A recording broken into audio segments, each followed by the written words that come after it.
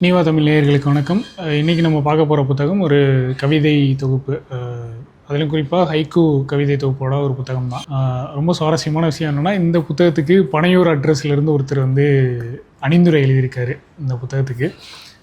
அவர் யாருன்னு நான் கடைசியாக சொல்கிறேன். இந்த புத்தகம் இயக்குனர் லிங்குசாமி, நமக்கு தெரியும் ரன் அந்த மாதிரியான நிறைய படங்கள், வெற்றி படங்கள் கொடுத்த இயக்குனர் லிங்குசாமி அவர்கள் எழுதின புத்தகம். புத்தகத்தினுடைய பேர் செல்ஃபி எடுத்துக்கொள்கிறது மரம் அப்படின்ற ஒரு புத்தகம். அவர் எழுதின கவிதை தொகுப்பு. அநேகமாக இது அவருடைய 2வது கவிதை தொகுப்பாக இருக்குன்னு நினைக்கிறேன். பொதுவாக ஒரு ஹைக்கூ அப்படின்னு சொன்னோன்னா அதை அறிமுகப்படுத்தியவர் அல்லது பெரும்பாலும் எல்லா ஹைக்கூ கவிஞர்களுக்குமான ஒரு ஆதர்ஷ நாயகனாக பார்க்கப்படுறவர் கவிக்கோ அப்துல் ரஹ்மான் அவர்கள் தான். அவருடைய தீவிர பக்தராக இருக்கக்கூடிய லிங்குசாமி அவர்கள் எழுதின கவிதை.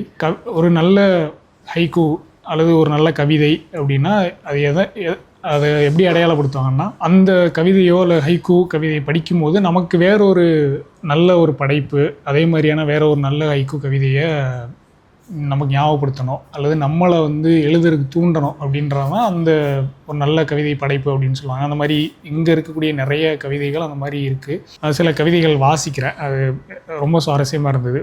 ஒன்று, நம்ம எல்லாமே பார்க்குற விஷயந்தான், அன்றாடம் நம்ம வாழ்க்கையில் கடந்து போகிற விஷயந்தான். ஆனால் இது இப்படியும் பார்க்கலாம் அப்படின்ற ஒரு வாழ்க்கையை ரொம்ப வித்தியாசமாக பார்க்கக்கூடிய ஒரு சூழல் இந்த கவிதையில் நமக்கு கிடைக்கும். இலையின் நுனியில் வழியும் மலைத்துளியில் செல்ஃபி எடுத்துக்கொள்கிறது மரம் அப்படின்னு ஒன்று இருக்கும்.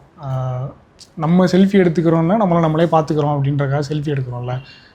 இப்போ மரத்தில் மழை பெஞ்சதுக்கப்புறம் இந்த இலையில் சொட்டு சொட்டாக தண்ணி சொட்டோம்.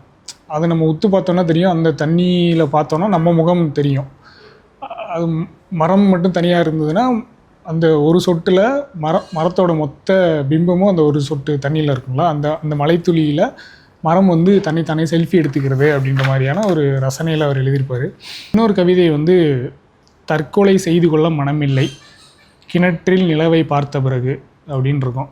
பொதுவாகவே நமக்கு முன்னாடி இருக்கிற அந்த படங்கள் அதிலெல்லாம் பார்த்தோன்னா தெரியும், கிணத்துல விழுந்து தான் தற்கொலை பண்ணிக்கிறாங்க. இது படிக்கும்போது எனக்கு இன்றைக்கி காலையில் இது மறுபடியும் படிக்கும்போது எனக்கு ஒரு உணர்வு வந்தது.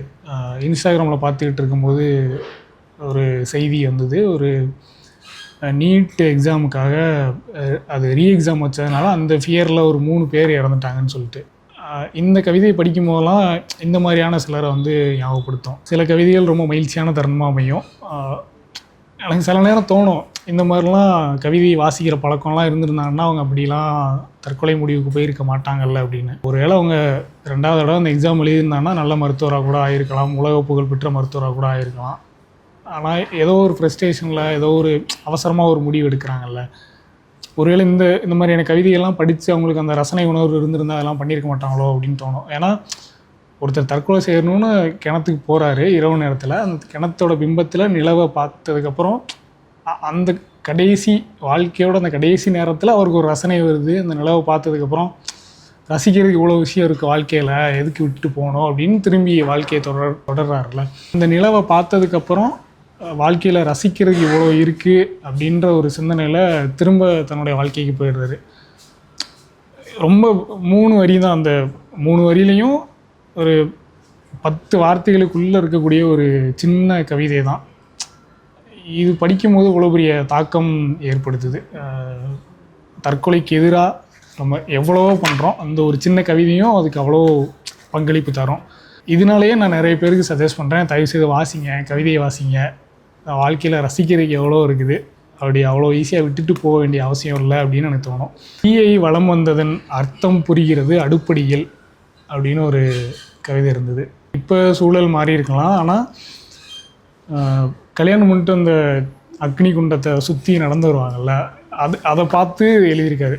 அக்னி குண்டத்தை சுற்றி வந்ததுக்கான காரணம் இப்போ தான் புரியுது. ஏன்னா நீ வாழ்க்கை முழுக்க அந்த தீ பக்கத்தில் தான் இருக்கணும், அடுப்படியில் தான் இருக்கணுன்றதுக்கான ஒரு முன்னோட்டமாக தான் அக்னி குண்டத்தை சுற்றி வந்திருக்கோம் அப்படின்னு. அதுக்கு பின்னாடி வேறு காரணங்கள் இருக்கலாம். அது நிறைய ஆய்வாளர்கள் அக்னி குண்டத்தை வச்சு கல்யாணம் பண்ணுறதுக்கு இதுதான் ரீசன் அப்படின்னு நிறைய சொல்லலாம். ஆனால் இதை வேற ஒரு மாதிரி பார்த்து இந்த கவிதையை பதிவு பண்ணியிருக்காங்கல்ல, அது ஒரு பெண்ணியம் சார்ந்து பேசுகிற ஒரு கவிதையும் கூட. வாசியமோ டக்குன்னு சிரிப்பு வந்தது, ஆனால் இது இப்படியும் ஒருத்தர் பார்த்துருக்கிறாரு அப்படின்னு தோணுச்சு.